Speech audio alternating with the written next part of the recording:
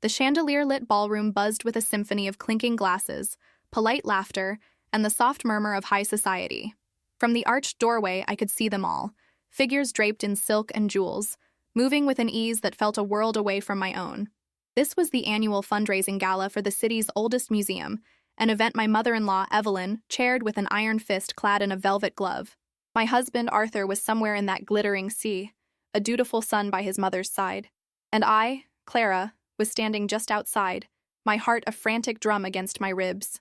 I smoothed down the deep emerald fabric of my dress for the 10th time, a gown Arthur had insisted on buying for me.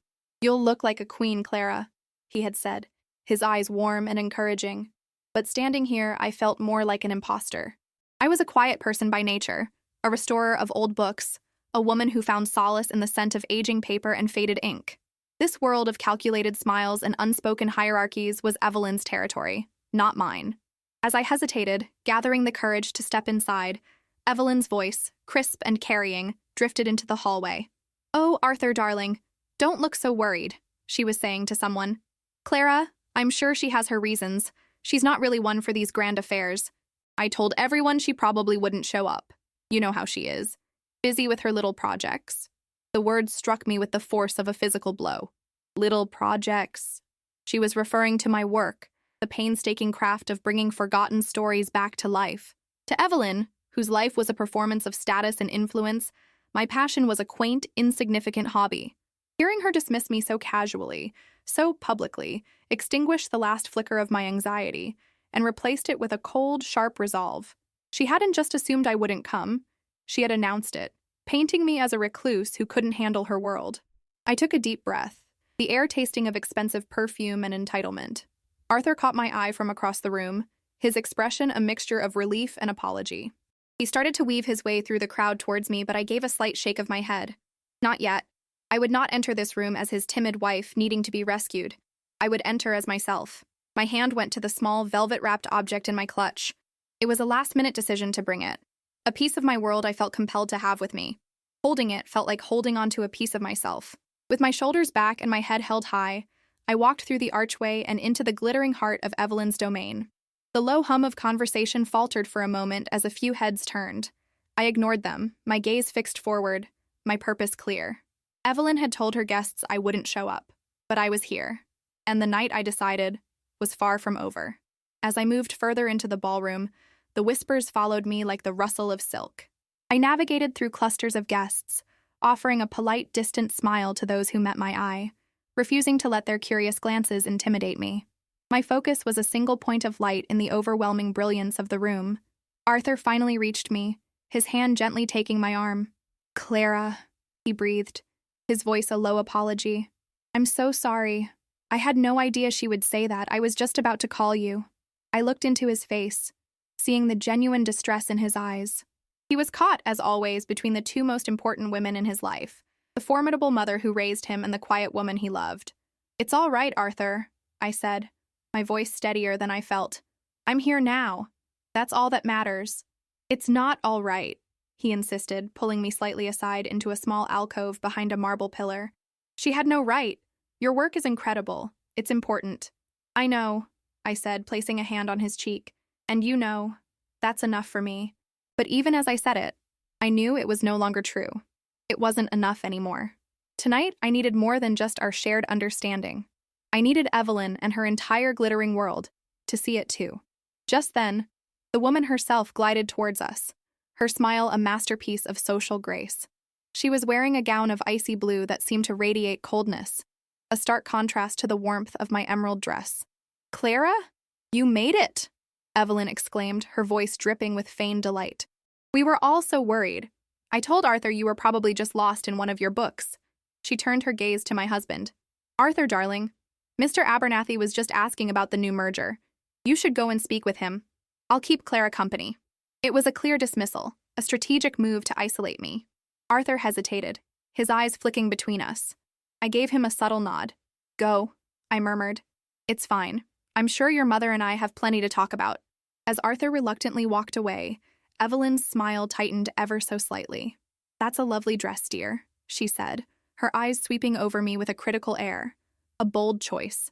It's wonderful that you're trying new things." The implication was clear. I was a child playing dress-up in a world I didn't comprehend. Arthur has excellent taste, I replied smoothly, refusing to take the bait. He wanted tonight to be special. Yes, well, it is a very important night, she said, her attention already drifting back to the crowd. We're hoping to raise a record amount for the museum's new wing. Every little bit helps, of course. Her gaze flickered down to my clutch, where the velvet-wrapped object was nestled. I do hope you're planning on making a generous donation, despite your late arrival. This was her power play, to reduce my worth to a number on a check, to remind me that in her world, money was the ultimate measure of a person. I met her cold gaze without flinching. I hope to contribute something of value, I said, my hand tightening on the clutch. Something more lasting than money.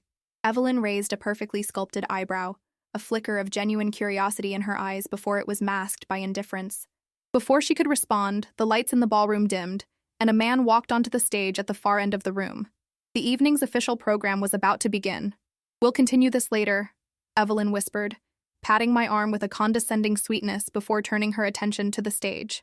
I stood my ground, my heart no longer frantic, but steady and resolved. The first act of the night was over, but my part in it was just about to begin. The man on stage was Mr. Davenport, the museum's director, a portly man with a warm smile that didn't quite reach his eyes. He began with a long list of thank yous, his voice echoing through the grand hall. I saw Evelyn nod graciously as her name was mentioned, a queen accepting the fealty of her court. Arthur stood stiffly beside me, his hand still resting protectively on the small of my back. The speeches droned on, a parade of self-congratulation and pleas for funding. Large numbers were projected onto a screen behind the stage, showcasing the generous donations already pledged by the city's elite. With each new name announced, followed by a round of applause, I could feel Evelyn's satisfaction growing. This was her success, a tangible measure of her influence. She glanced over at me during a particularly loud ovation for a banking CEO, a smug little tilt to her chin that said, "This is what real contribution looks like." I simply watched, my hand resting on my clutch. The object inside felt like a warm, living thing against my palm. It was my secret, my piece of quiet rebellion in this noisy room. Finally, Mr. Davenport returned to the podium. "And now," he announced, his tone shifting, "while the financial generosity displayed tonight is truly humbling and will secure the future of this institution, we have a different kind of contribution to acknowledge, one that speaks not just to the future, but to the very soul of our past." A hush fell over the crowd. This was not on the program. I saw Evelyn lean forward slightly, her brow furrowed in confusion. This was her event, meticulously planned. She did not like surprises. "As many of you know," Mr. Davenport continued, "the foundation of this museum was the private collection of Theodore Alastair Finch. But while his name is etched in stone above our entrance, the story of his wife, Isabella Finch, is one that has largely been lost to time. She was a poet, an artist, a chronicler of her era, but her voice has remained silent for over a century." He paused for dramatic effect. My heart began to beat a little faster. "Until now," he said, his voice ringing with excitement. "A few months ago, a discovery was made. Isabella Finch's personal journal, long thought to be destroyed in a fire, was found. It was in a deplorable state, water-damaged and faded, its precious words on the verge of disappearing forever." Mr. Davenport gestured to the large screen behind him. An image appeared, a tattered, stained book, barely recognizable. Then another image appeared beside it, the same book now restored. The leather cover was supple and rich, the pages clean, the script visible. It was a resurrection. It was my work. A master artisan, a true artist in her own right, took on the painstaking task of saving this priceless piece of our city's history. He went on. "Over hundreds of hours, she brought Isabella's voice back to us. This journal, this treasure, has been donated to the museum tonight. It is a gift of immeasurable value, a gift of history itself." The room was silent, captivated. Evelyn was staring at the screen, her mouth slightly agape. She recognized the book. I had been working on it for the better part of a year, the little project she so easily dismissed. "This remarkable gift," Mr. Davenport declared, his voice swelling, "was given by the restorer herself." He looked out over the crowd, his eyes searching. And then they found me. A single brilliant spotlight detached from the stage and swung across the room, bathing me in a circle of pure white light. Time seemed to stop. Every head in the ballroom turned towards me. "A heartfelt thank you," the director's voice boomed, "to Mrs. Clara Sterling, I saw it then. The moment Evelyn's carefully constructed composure did not just crack, but shattered. Her feigned smile vanished, replaced by a mask of pure, unadulterated shock. Her eyes, wide with disbelief, were locked on me. Arthur, beside me, was frozen for a second before a slow, brilliant smile of pure pride spread across his face. He squeezed my hand, his admiration a tangible force. "Clara," Mr.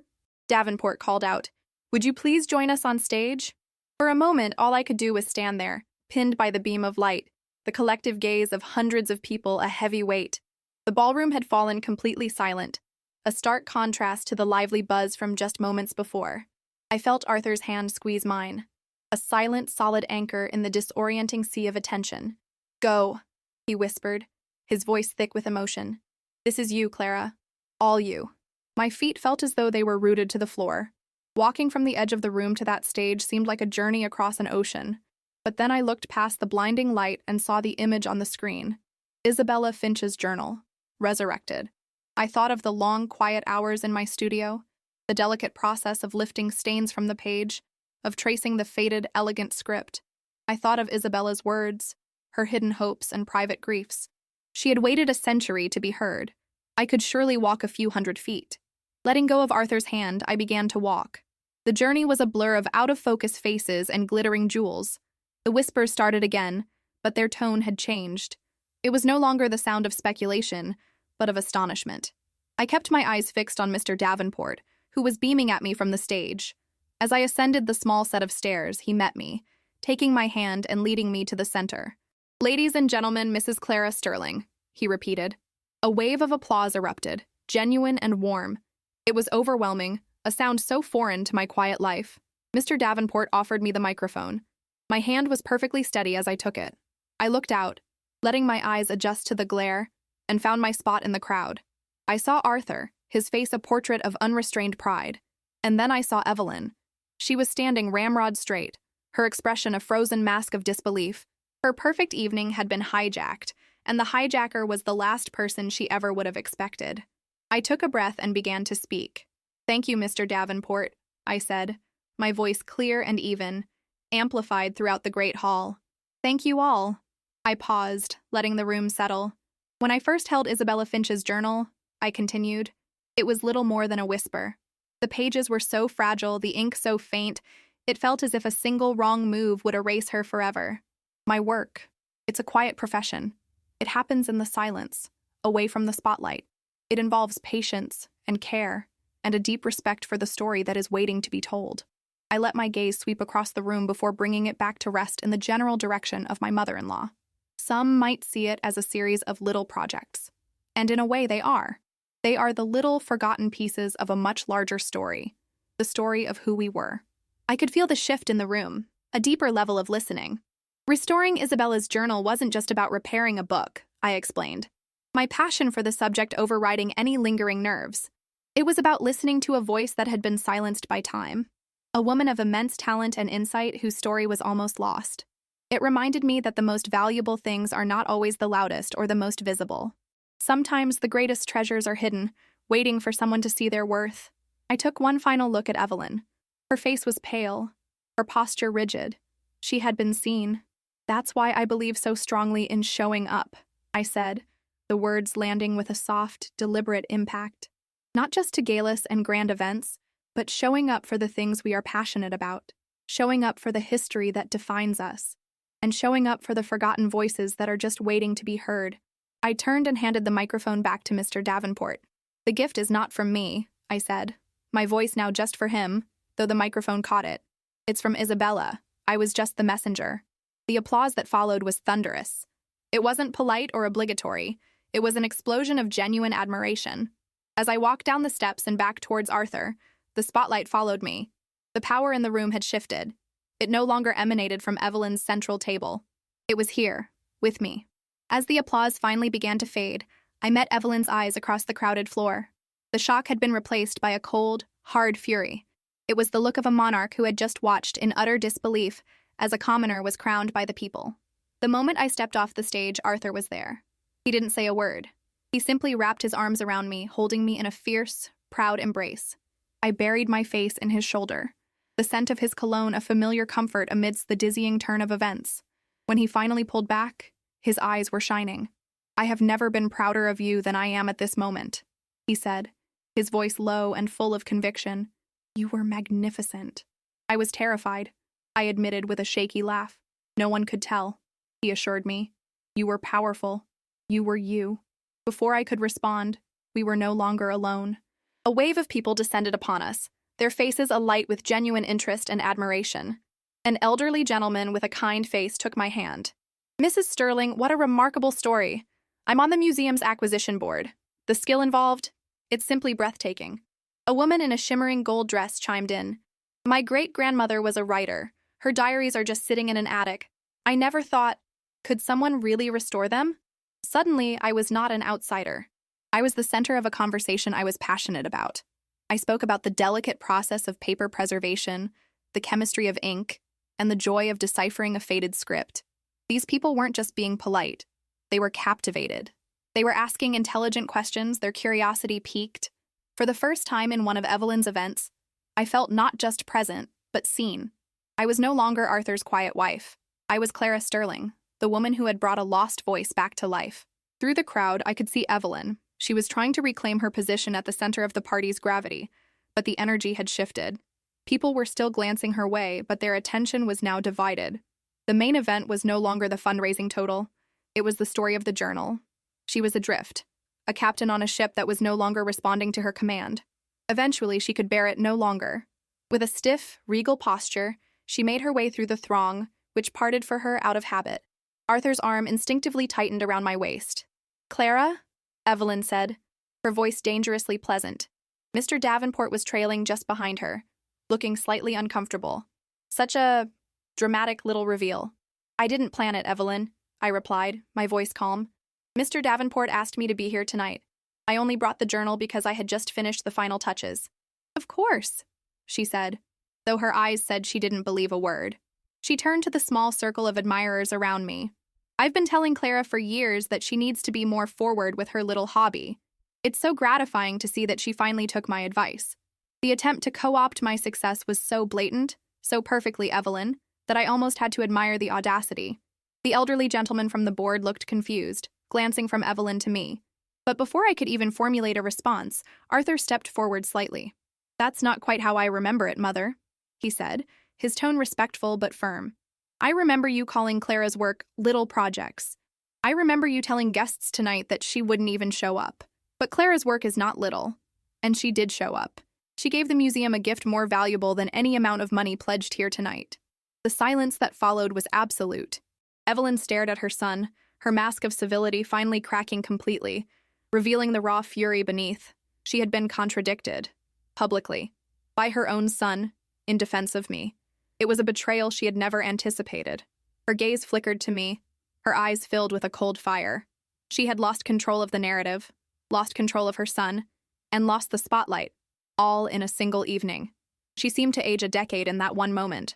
"Well," she said, her voice brittle, "I can see you are both very emotional."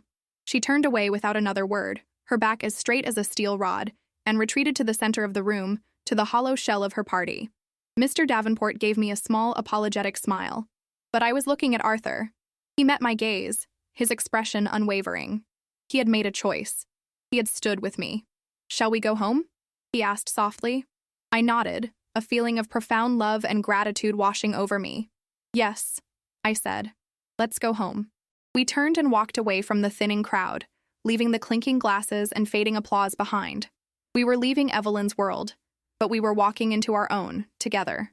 The ride home was quiet, but it was a comfortable, breathing silence, not an awkward one. The city lights slid past the car windows, a blur of gold and white, but the real light seemed to be emanating from within the car itself. Arthur held my hand, his thumb gently stroking my knuckles. The tension that had been a permanent resident in his shoulders whenever we were around his mother was gone. He seemed lighter. So did I. When we arrived at our house, we walked in and simply stood in the hallway for a moment. It was our space, filled with books, the scent of old paper, and the quiet comfort of our life together. It had always felt like a sanctuary from Evelyn's world, but tonight it felt like something more.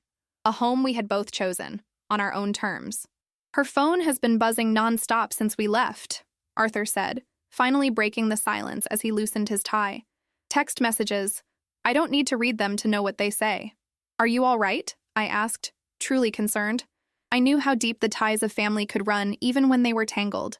He looked at me, his expression clear and resolute. I am. For years, I tried to keep the peace. I thought I was protecting you by asking you to be patient, and I was protecting her by making excuses. But tonight I realized I wasn't protecting anyone. I was just enabling her to hurt you, and I won't do that anymore. He stepped closer, cupping my face in his hands. Your voice is the most beautiful thing I've ever known, Clara. I'm sorry it took me so long to tell you that you should never have to keep it quiet. Tears welled in my eyes, not of sadness, but of a profound, cleansing relief. This was the validation that truly mattered. It wasn't the applause or the admiration of strangers. It was the man I loved seeing me, fully and completely. The weeks that followed were a revelation. My small restoration business was inundated with inquiries. People who had attended the gala and people who had heard the story from them sought me out. I received emails about forgotten family Bibles, water-damaged poetry collections, and travel-worn diaries.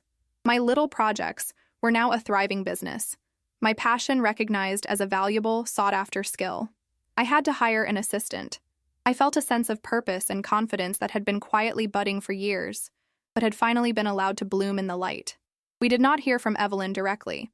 An invitation arrived for her annual family Christmas dinner, addressed in her perfect, sharp calligraphy, as if nothing had happened. We politely declined. We were starting our own traditions that year. I heard through a distant cousin that she was furious, but also that she told people we were traveling. The narrative, it seemed, was still something she had to control, even if it was just a face-saving lie. One afternoon, months later, I was walking past the museum. On a large banner announcing the new wing, alongside the names of the largest corporate donors, was a line that read, featuring the newly discovered journal of Isabella Finch, restored and donated by Clara Sterling. I stopped and looked at my name, etched for all the city to see. Evelyn had told her guests I wouldn't show up. She had wanted me to remain invisible, but by trying to erase me, she had only given me the final push I needed to write my own story. The spotlight had found me not because I sought it, but because I had finally been true to the light within myself. I smiled and continued on my way, my own woman, walking in a world that now felt full of possibility. The story of Clara is a reminder that our true worth is not found in the approval of others, but in the quiet, steady pursuit of what we love.